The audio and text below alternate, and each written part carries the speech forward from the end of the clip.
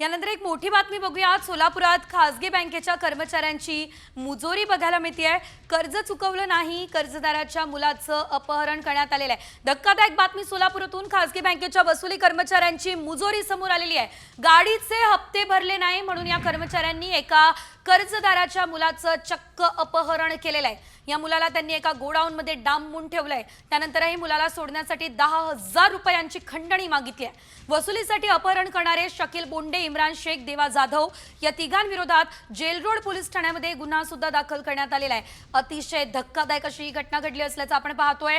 कर्ज भरलं नाही म्हणून मुलाचं अपहरण करण्यात आलेलं आहे। अधिकचे अपडेट या संदर्भात आपण घेऊयात आमचे प्रतिनिधी विश्वभूषण लिमये यांच्याकडून। विश्वभूषण, खरं तर आपण पाहतोय खासगी बँकेकडून खरं तर अशा प्रकारे वसुली केली जाते। अशा प्रकारे वसुली करण्यास मनाई असताना इथपर्यंत मुजोरी नेमकी कशी केली जाते हा सवाल उपस्थित होतो। काय घटना सविस्तर?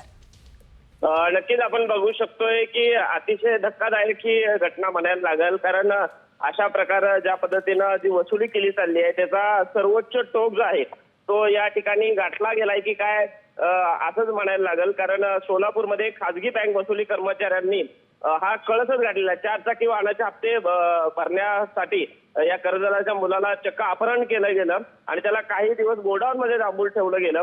आणि त्यानंतर जो शकील बोंडे आहे, इम्रान शेख आणि देवा जाधव या तिघांच्या वरती आता जेल रोड पोलीस ठाण्यामध्ये गुन्हा जो आहे तो दाखल करण्यात आलेला आहे। चुकीच्या पद्धतीने जबरदस्तीने ज्यांनी वसुली केली आहे त्यांच्या विरोधात कठोरातली कठोर कारवाई केली जाईल असा इशारा सुद्धा पोलिसांकडून देण्यात आलेला आहे।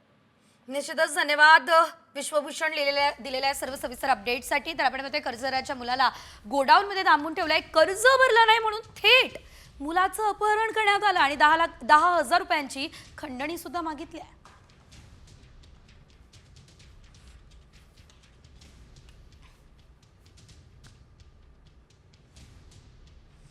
तर कर्ज भरलं नाही म्हणून या मुलाचं अपहरण करण्यात आलेलं आहे। गाडीचे हप्ते या व्यक्तीचे चुकले होते आणि गाडीचे हप्ते भरू न शकल्यानं थेट मुलाचं अपहरण करण्यात आलं असल्याचं बघायला मिळतंय।